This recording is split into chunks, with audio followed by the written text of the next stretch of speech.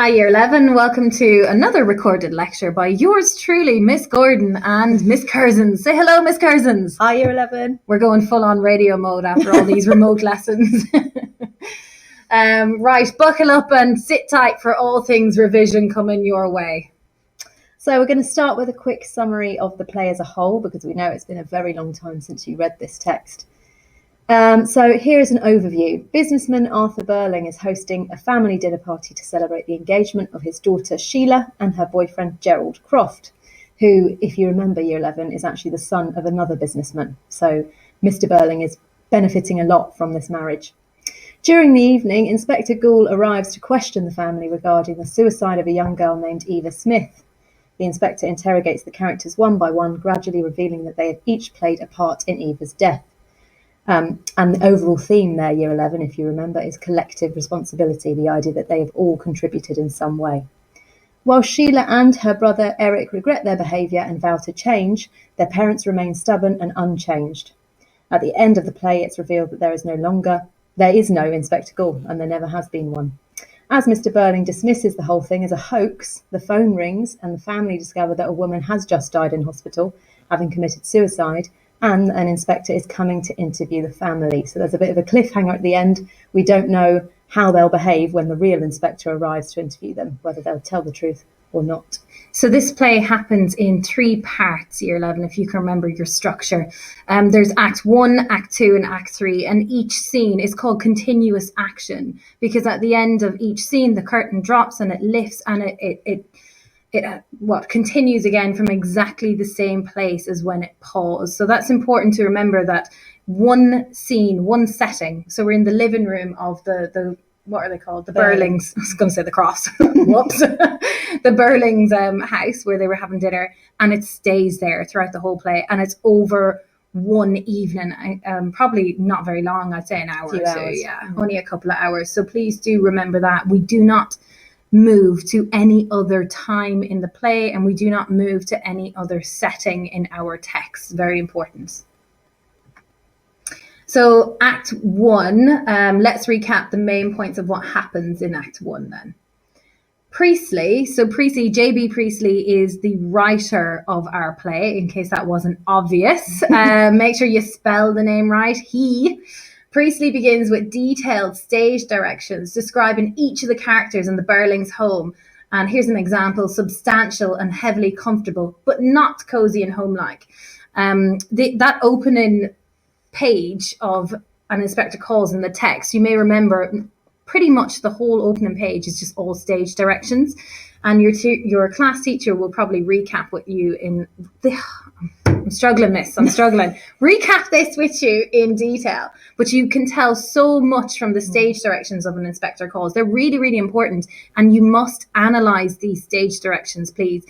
And when you analyse them, it's really useful, because that is a handy way to get in language and form in one interwoven analysis. Sheila and Eric behave in a childlike manner, squabbling and insulting each other. Eric is clearly drunk and Sheila is easily distracted by her shiny engagement ring. Look, Mummy, isn't it a beauty? That's my impersonation of how I think she speaks. Mummy. Oh, you doing Cockney? Was it Cockney? I'm not very good. Oh, they should be posh, right? I can't do it. Miss, you just say it. I'm not that posh. Look, Mummy, isn't it a beauty? Yeah. The point of this point, Year 11, is to show you how they appear at the beginning of the play, because by the end, they've both made a significant change in their character. They've transformed in some way, unlike their parents. And it's shown in their language, because Sheila stops using mummy. I mean, everyone should just not use that word anyway. Yeah. So true. Meanwhile, Mr. Birling makes a speech claiming there isn't a chance of war. I'm going to do all my voices. And the Titanic, unsinkable, absolutely unsinkable. That was better, wasn't it? That was good, yeah. Thank you.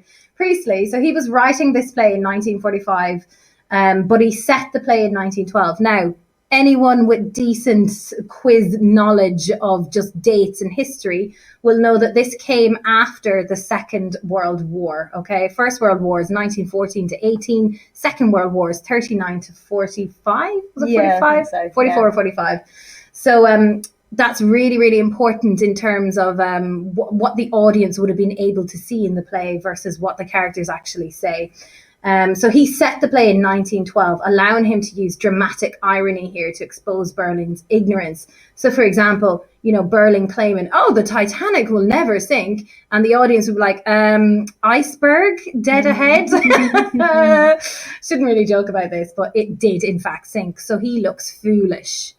And he's a representative of capitalism, isn't he? Yeah. And Priestley was very much a socialist, so he wants Birling to appear like an absolute idiot. Yeah, remember, it's very much Priestley's play here. He is constructing these characters to make them seem like idiots, but don't say idiots in your essay. And to push his sort of left-wing agenda. Yeah, it is a form of propaganda, this play, I would argue, but I'm not going to go down that route.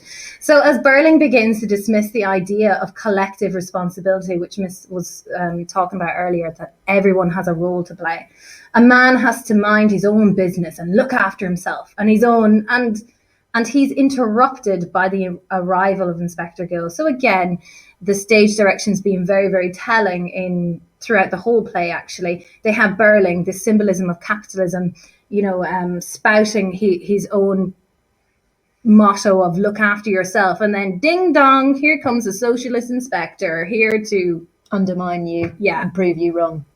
It's great. Gould is made to seem authoritative and impressive. He creates at once an impression of massiveness, solidity, and purposefulness. Really, really strong adjectives to describe him as just not someone to be messed with. I am the future. Yeah, and he really controls the action on the stage the whole way through. Yes. Whenever they try and go sort of off the main line of inquiry, he steers them back to that main line. Yeah, cutting in. Yeah, he cuts in a lot. A lot. Gould announces that a young girl has died in hospital after swallowing disinfectant, to which Birling responds rather impatiently, yes, horrid business, but what's it got to do with me? So the stage direction is so important in An Inspector Calls.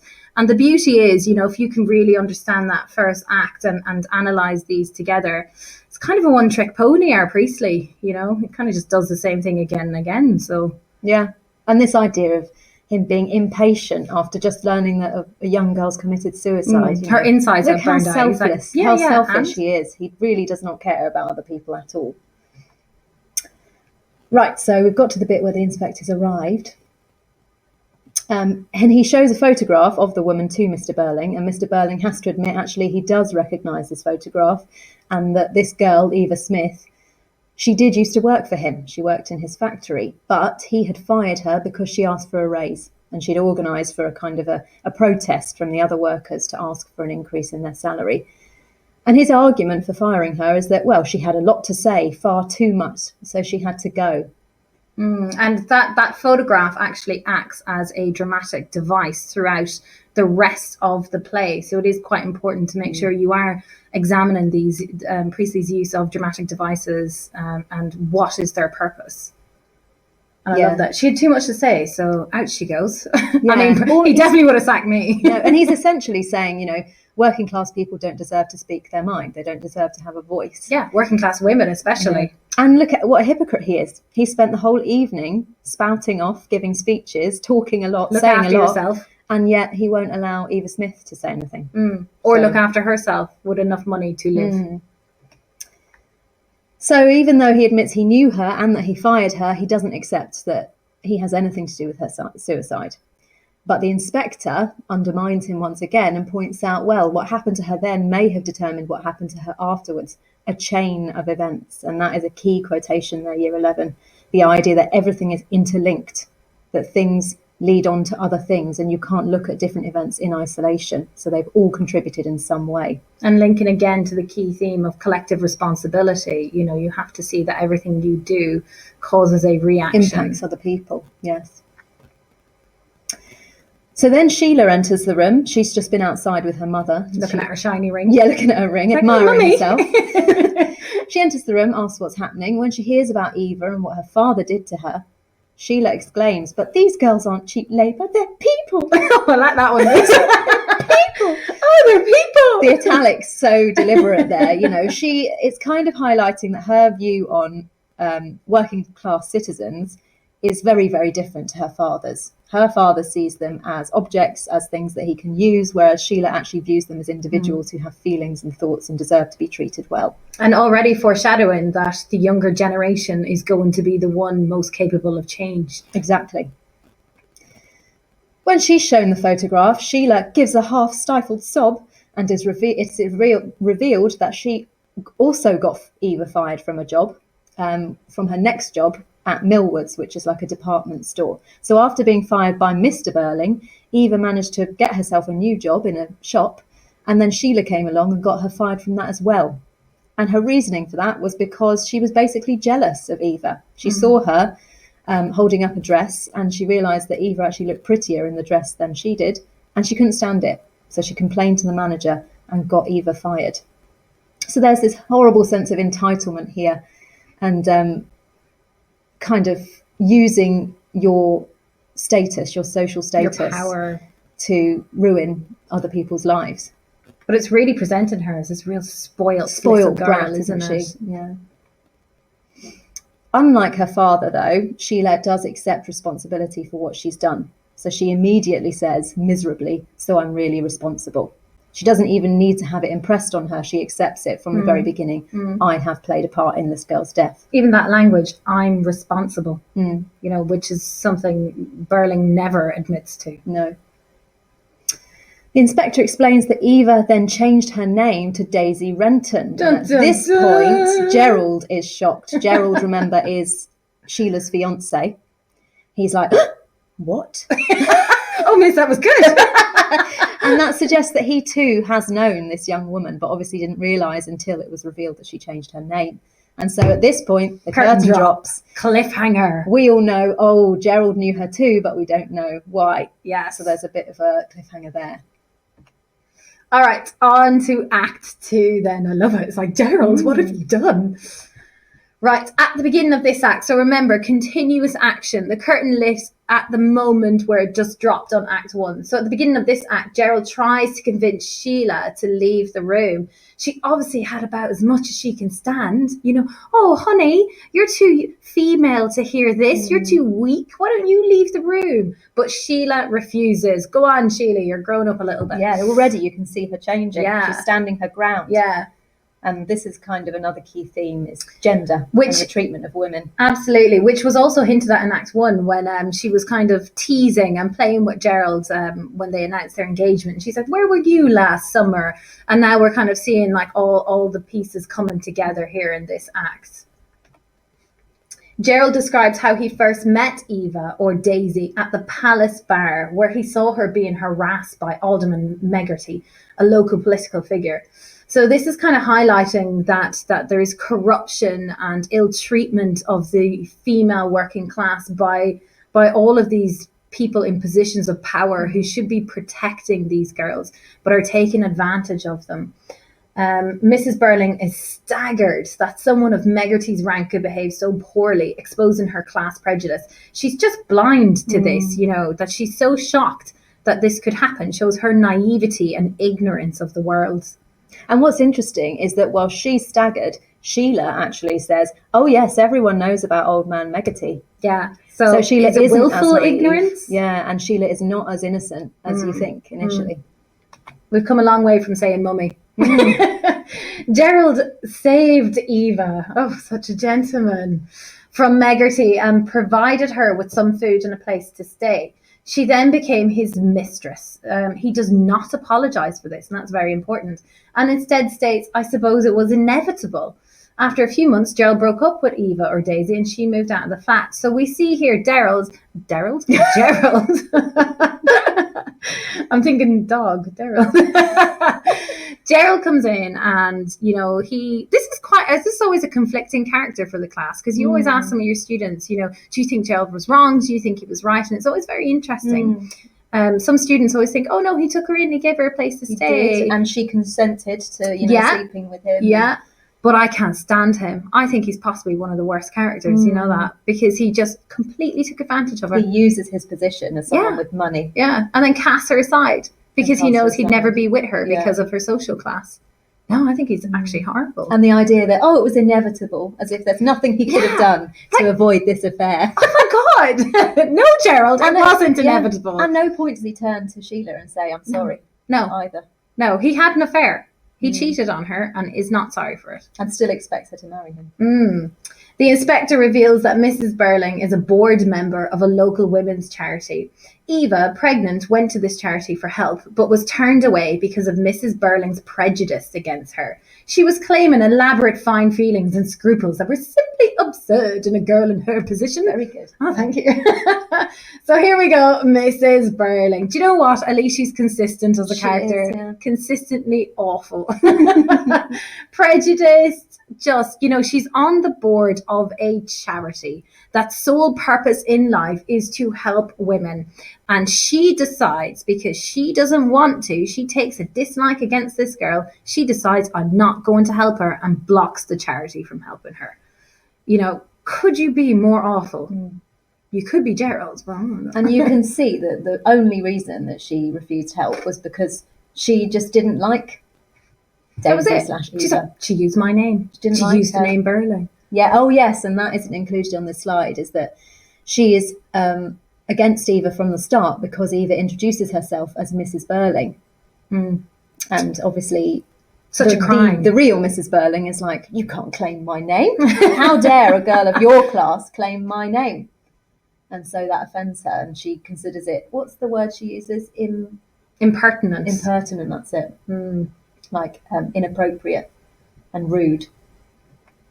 So Mrs. Birling denies any responsibility and tells the inspector to go and look for the father of the child. It's his responsibility. And I love this because she condemns the man who got Eva pregnant.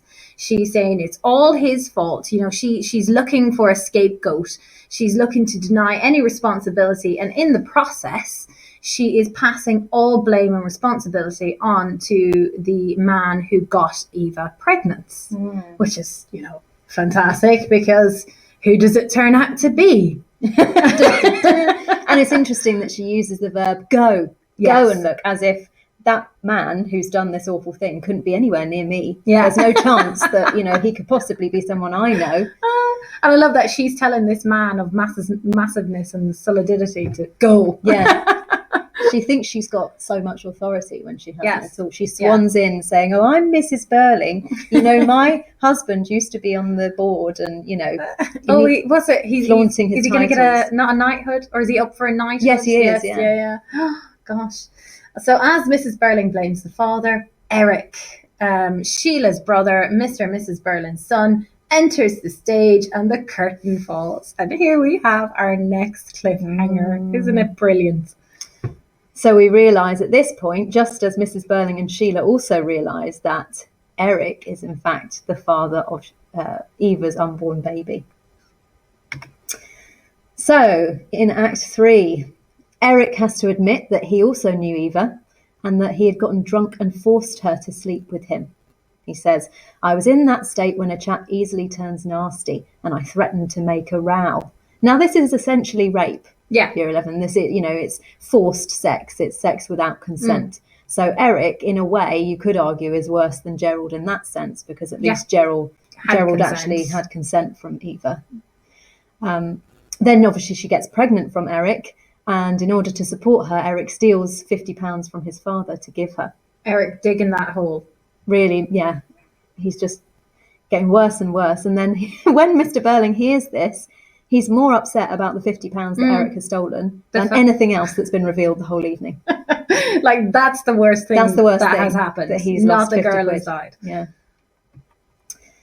Before leaving, so at this point they've all exposed what they did to Eva and how it led to her death. Before he actually leaves, the inspector makes a speech about the importance of collective responsibility. He says, we don't live alone. We are members of one body.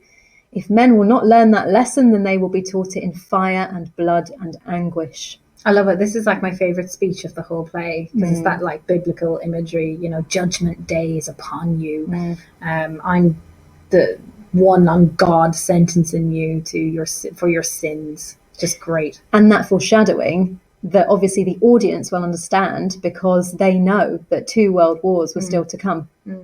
So ultimately, we do have to endure fire and blood and anguish because people could not accept this idea of collective responsibility, and we all suffer as a result.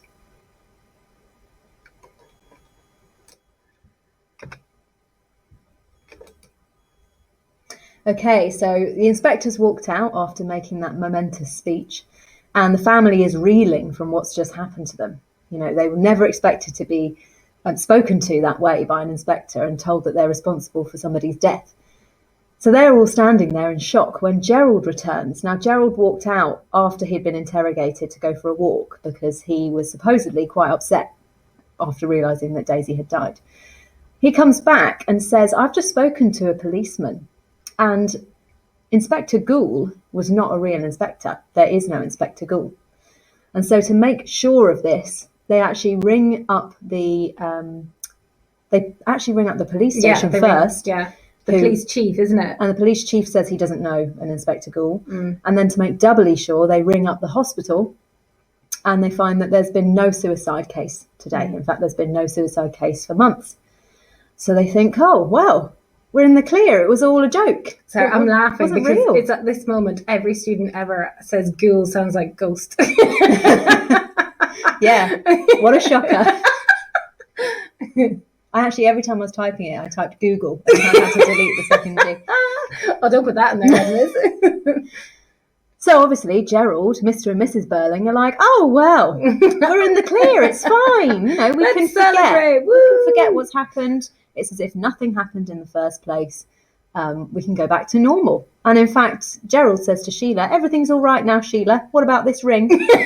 Never mind the fact that he's admitted to having an affair, regardless of whether Eva was real or not. Yeah. You know, he clearly actually did have an affair.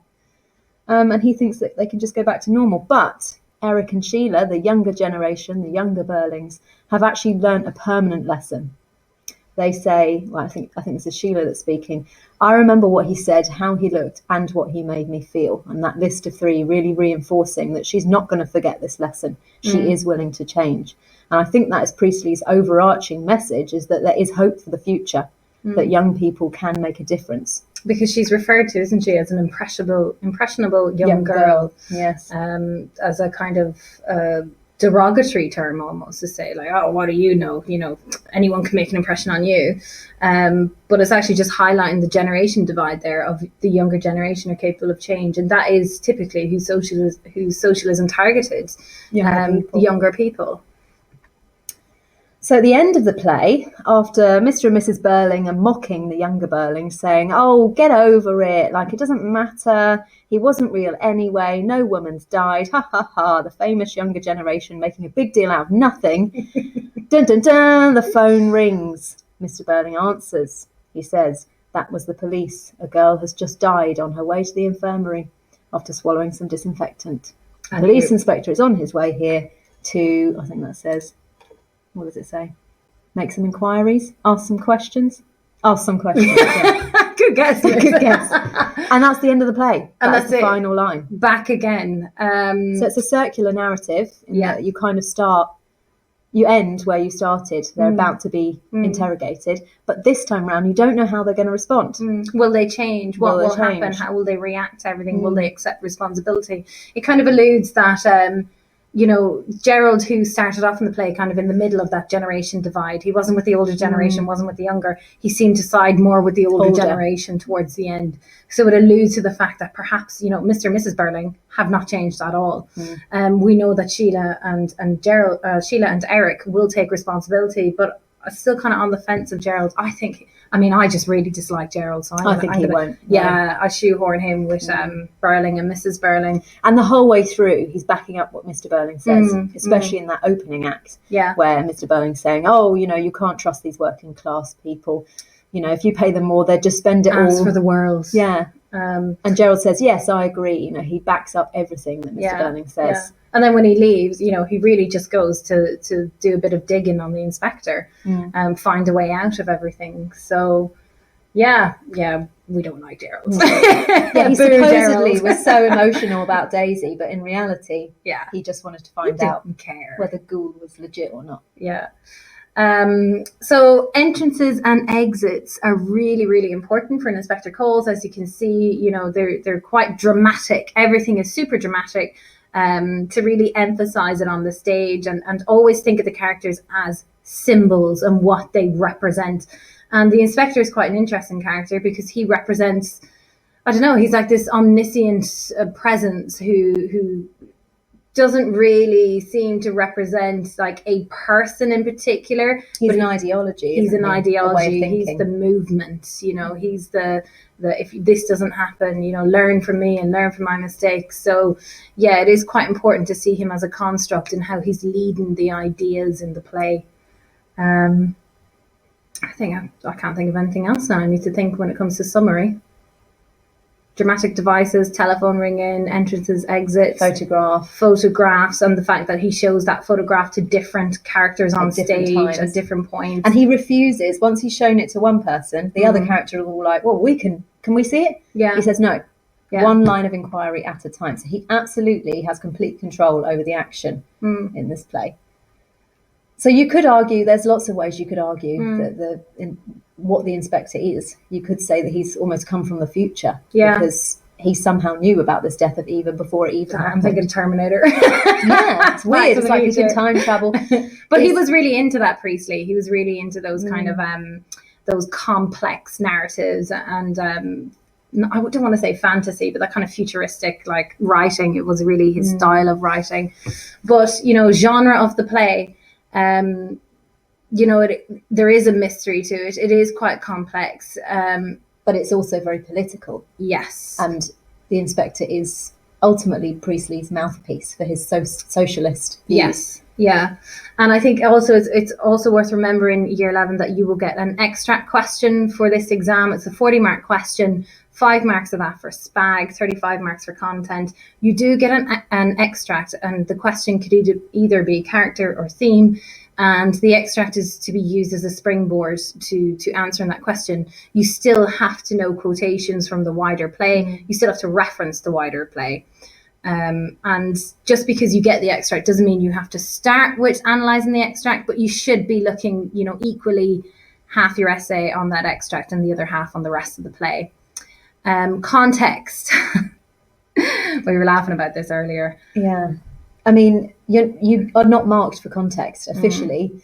Like with your poetry, you actually are given your allocated marks specifically for that. In this section, you're not given any marks for context, which does seem crazy considering it's a political play. It's a political play. You know, you need to understand that Priestley is a socialist, that Mr. Birling represents capitalism. You need to understand that there's this dramatic irony in everything that Mr. Birling says, but don't get too bogged down in that context. Don't waste too much time writing about that because you don't get any extra marks for it. Looking how you get around that is thinking, right, how can I use this context to drive my AO1, my response to the question, and use it when you're looking at the characters' symbolism and what they are used for. Think back to your Macbeth essay, which we've just done. You know, your feedback was Banquo as a construct. You know, don't think of them as real people, and that's an easy trap to fall into when you are writing an essay. So please just bear that in the forefront of your mind. All of them, you know, Priestley is the puppeteer. These are all his little, they're all on his string doing what he wants. It's his agenda, and his agenda ultimately is to drive home socialism. I think that's all I have to say on it, Miss. Yep, I think we're done. All right. Lovely. We hope you enjoy this Year 11. Good luck. Good luck.